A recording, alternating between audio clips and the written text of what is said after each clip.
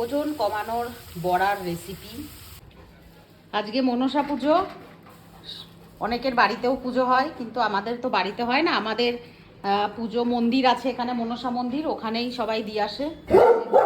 এটা পাথরের বলে দিলে ভালো হতো। ব্যাস ব্যাস, আর কিছু দিতে হবে না। পাথরের অ্যাকচুয়ালি বড় সাইজের যেটা হয় না, ওটা নেই। আর এটা একদম নতুন, এখনও আমরা ইউজও করিনি, কিছু না, নতুন। তো দুধ, কলা, বাতাসা দিয়ে দিয়েছি, আর ফুল এই যে গুগল গিয়ে এখন দিয়ে আসবে। আর পরে গিয়ে যখন পুজোর টাইম হবে তখন গিয়ে নিয়ে আসবে।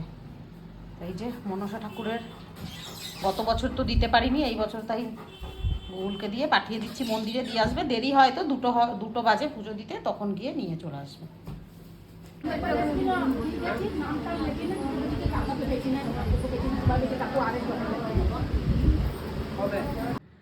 আজ মনসা পুজো, এরপরে আসছে জন্মাষ্টমী, তালের বড়া হবে।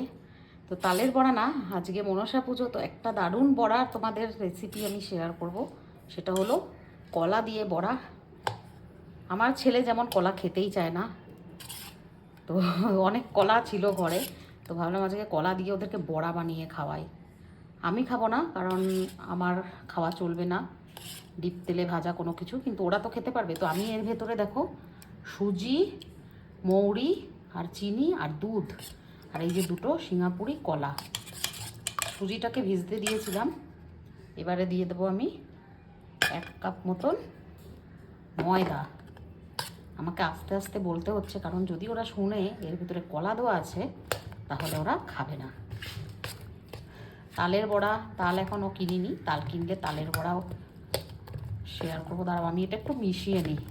তো বলেই দিলাম কি কি দিয়েছি। দুধ দিয়েছি, কিন্তু এটা জল দিয়ে নয়, দুধ দিয়েই হবে, ঠিক যেমন মালপোয়া হয় শুধু সেরকমই। তার ভিতরে শুধু কলাটা অ্যাড করেছি আমি।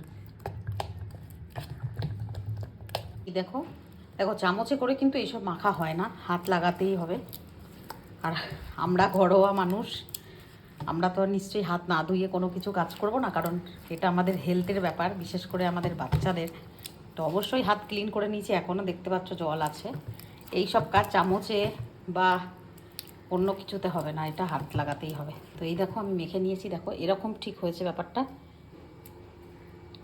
আর তোমার এখন থাকবে এটা 10-20 মিনিট, সুজিটা আরেকটু ফুলবে, তখন আরেকটু যদি টাইট হয়ে যায় মনে হয়, তখন আমি কিন্তু এতে একটু আরেকটু দুধ অ্যাড করব। কলার বড়া অনেকে হয়তো খেয়েছো, আবার অনেকের কাছে মনে হবে এটা একটু নতুনত্ব ব্যাপার। দেখো খুব সুন্দরভাবে হয়ে গেছে, এবার ঢেকে রেখে দেবো। পুজো হয়ে গেছে, মনসা পুজো। এই যে প্রসাদ দিয়ে পাঠিয়েছে, মানে আমরা এই থালাটা দিয়েছিলাম সেটাই দিয়ে পাঠিয়েছে। গুগলি নিয়ে এলো, এবারে দুধ কলা সবাইকে দেবো প্রসাদ হিসেবে। এই দেখো 10-15 মিনিট রেখে দিয়েছিলাম, সুজিটা একদম ফুলে গেছে। চলো এবারে বড়া বানানো যাক। এখানে তেল গরম বসিয়ে দিয়েছি, এবারে বানানো যাক কলার বড়া।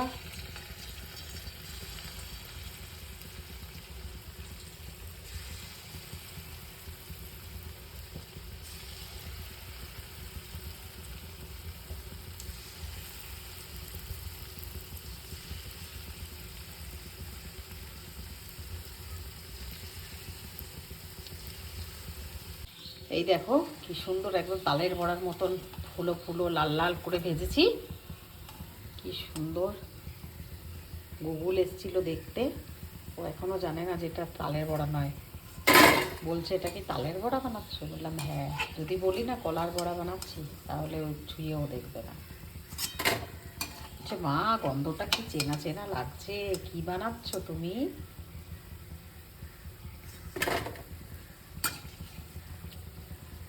সুন্দর করে ভেজে নেব। বড়াগুলো ফুলে ফুলে এক একটা দেখো সেই হাফ বয়েল ডিমের মতন হয়েছে, কেউ বলতেই পারবে না যে এটা কলার তৈরি বড়া। কি সুন্দর, একদম সেই বাতাসার মতন লাগছে, বড় বড় সাইজের এক একটা, তাই না? ঝটপট রেসিপিটা তোমরা দেখে নাও।